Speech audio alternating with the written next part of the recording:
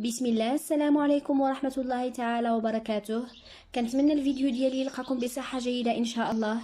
اليوم جيت نحضر معكم هذا الشيء واللي ما كتخطاش الموائد الرمضانيه ديالنا، سلو او السفوف او التقاوت، كل منطقه كي كتسميه.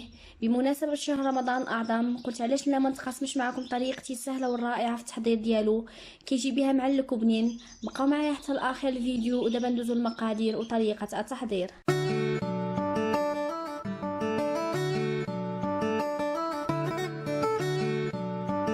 في المقادير عندنا كيلو ديال الدقيق اللي يكون محمر بهذا الشكل هذا، يعني يكون اللون ديالو ذهبي فاتح ما يكونش مغلوق. 250 غرام ديال الزبده اللي ذوبتها وحيدت لها الرغوه اللي دارت ومن بعد صفيتها باش عطاتني زبده بهذا الشكل. بطبيعه الحال غادي نحتاج واحد الكميه ديال الزيت النباتيه وكتبقى على حساب الخليط. فاش غادي نكمل غادي نقول لكم بالضبط شحال خدا معايا. 500 غرام ديال اللوز اللي سلقته وفركته، يعني حيدت له القشره ديالو، من بعد خليته حتى نشف مزيان وضعت له قطرات من الزيت النباتيه. دخلته الفرن ساخن على 120 130 درجه هكا كيتحمرنا على خاطرو. نفس الشيء بالنسبه للزنجلان، حتى هو دخلته الفرن على 120 130 درجه. عندي 500 غرام. ملعقه ونصف من نافع او حبه حلاوه، ملعقه ونصف ايضا من القرفه مدقوقه، القليل من المسكه الحره اللي دقيتها مع القليل جدا من السكر سنيده. عندي هنا رشه ملح، واخيرا عندي ما بين 250 حتى 300 غرام من السكر الثقيل الممتاز، يعني يكون سكر كلاصي سبيسيال. بسم الله، نبداو على بركه الله. اول حاجه غادي نقوم بها هي غادي ناخذ نصف الكميه ديال اللوز وغادي نطحنها جيدا.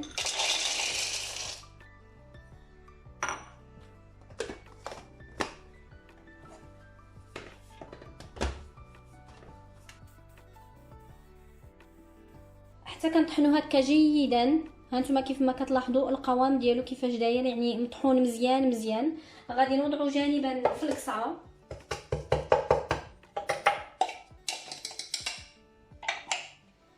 بالنسبه للكميه المتبقيه فانا غادي غير نهرمشو، ما غاديش نطحنو بحال الكميه الاولى.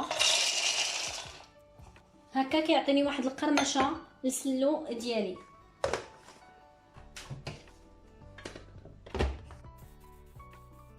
هانتوما كيف ما كتلاحظوا بالنسبه لهاد الكميه فانا غير هرمشتها، يعني ما طحنتهاش بحال الكميه الاولى. غادي نوضعها حتى هي في القصعه. نفس الشيء بالنسبه للزنجلان، الكميه الاولى يعني 250 غرام غادي نطحنها جيدا، و 250 غرام الاخرى غادي نخليها صحيحه.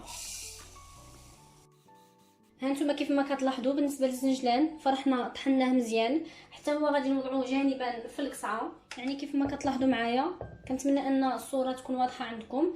كيف ما كتلاحظوا معايا فهنايا واحد الكميه اللي هرمشناها من اللوز والكميه اللي طحناها جيدا.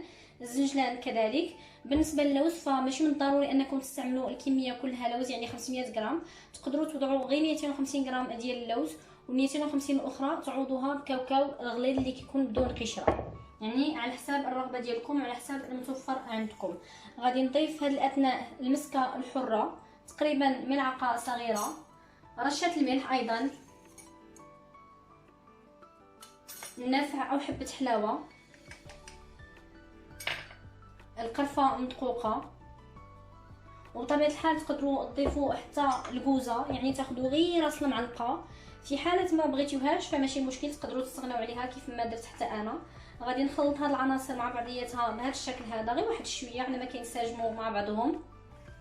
في هذه الاثناء غادي نضيف السكر الثقيل، غادي نضيف واحد الكميه وغادي ندوق من بعد، يعني كيبقى على حساب الذوق ديالكم. تقدروا تزيدوا اولا تنقصوا في الكميه، كيبقى على حساب الرغبه ديالكم.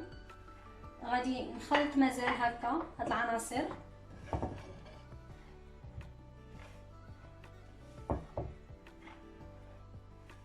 دابا غادي نضيف الزبده، غنضيف الكميه كامله وغادي نخلط.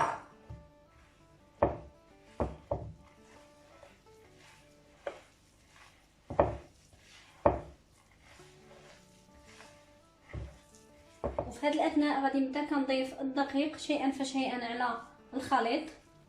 انا كنضيف الدقيق وانا كنحاول انني ندخل العناصر جيدا مع بعضياتها.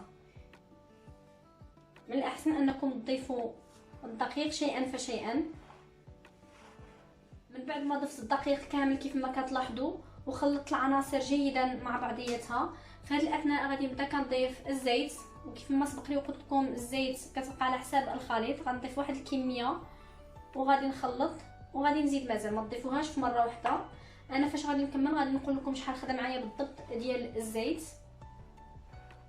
انا كنضيف الزيت وانا كنحاول انني نخدمو مزيان. كيف ما كتعرفوا فاس اللو كيبغي الخدمه، يعني نحاول ندلك واحد شويه.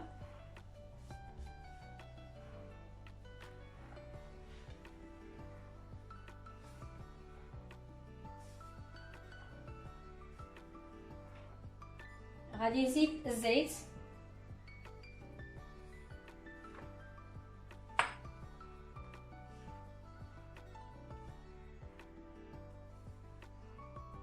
في هذه الاثناء. غادي نضيف الكميه ديال الزنجلان اللي خليته صحيح هكا، كيعطينا واحد القرمشه للسلو، كيعطي واحد القرمشه اللي هي رائعه جدا.